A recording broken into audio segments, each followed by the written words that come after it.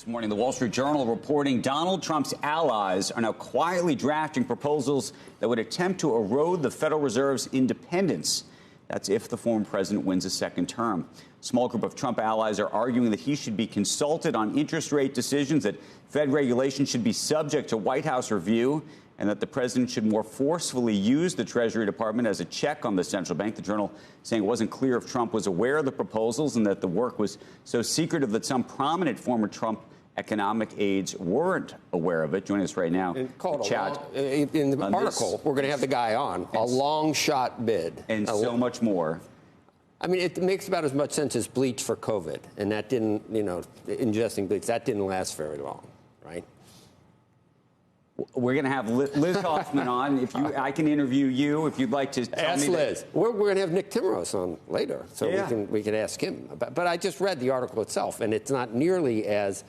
The way we just characterize it there is that Trump allies are considering. Yes. And in the article, it says a small group of Trump allies that in a long shot bid. You want me to read you the article out? I just read it. It didn't say small. No. Donald Trump's allies are quietly drafting proposals that sounds like all of them. Some Donald Trump, some crazy. Doesn't say some. To erode the Federal Reserve's independence if the former president wins a second term in the midst of a deepening divide among his advisors over how aggressively to challenge the central bank's authority. I think it's going nuts. And I just want to make one other comment that the spokesperson, as we said, said this is not official, but did not condemn it, not say it's 100% wrong. Did he say he had heard about it? Absolutely insane and crazy. They didn't say that. Right, but did he say he knew about it? They did not, but the point is, if you thought it was insane and crazy, you would say it's insane and crazy. Liz Hoffman, is it insane and crazy? From Semafor and a CNBC contributor. We know it's insane and crazy. Yes. Yes. This is pretty insane. I mean, look, the entire system, the entire model rests on Fed independence. And, in the last Trump administration, who's pretty publicly critical of some decisions and really started to, I think, undermine that. And then, in the intervening 4 years, mostly for policy reasons, the Fed has... I think has a bit of a credibility problem. And if you added politics to that mix, it seems incredibly dangerous to me. Do you believe that this could even be a plausible situation?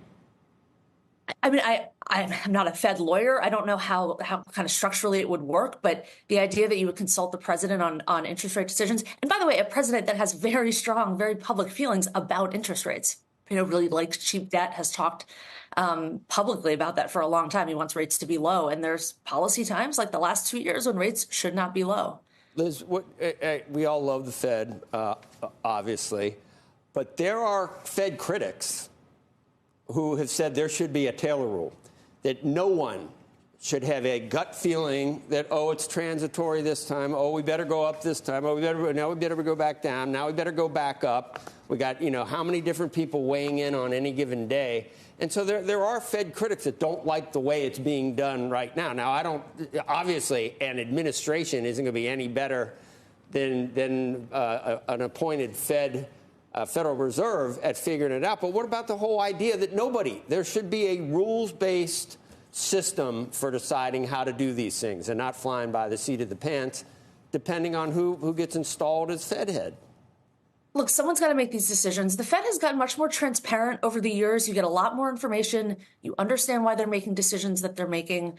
I think there's been a more robust discussion about what they got wrong. Certainly in Britain, they've done a real top post-mortem. There's been some talk about that here. Some people say, shut up. Some people say you're all this, to say like last time Jay Powell said, we're not there yet, but we're very close. Now we're not very close again. So I don't even know if the transparency. I don't want to pivot off this issue yet because I just want to read you something. Whether it's explicit or something else, let me read you this sentence of this story. Some of the former president's advisors have discussed requiring that candidates for Fed chair privately agree to consult informally with Trump on the central bank's decisions. Others have made the case that Trump himself could sit on the Fed's board of governors on an acting basis. What does this say to you, and what do you think that the business community, some of whom have supported Trump last time and appear to be supporting him again this time, are thinking as they're reading this article this morning? I think they're thinking it's incredibly dangerous. I mean, look, I don't. It seems tricky to accomplish from a legal point of view. There's lots of the Fed works the way it works. But to your point, if the chairman has made some kind of private promise to the president to check in with him before making decisions, I mean, that's really going to unnerve the business and financial community who really trusts in the Fed's independence. Can you imagine somebody who wanted this job before wanting it today? Yes. Yeah. But I mean, look, working for Donald Trump has been, I would say, not always additive to people's careers, and people who came through the administration from the private sector, I think, have been kind of rebuilding their credibility for a couple of years in certain circles. And I would think people would be loath to kind of go through that again. That said, Fed chair is a very good job and a very interesting job for people who spend their life in the markets.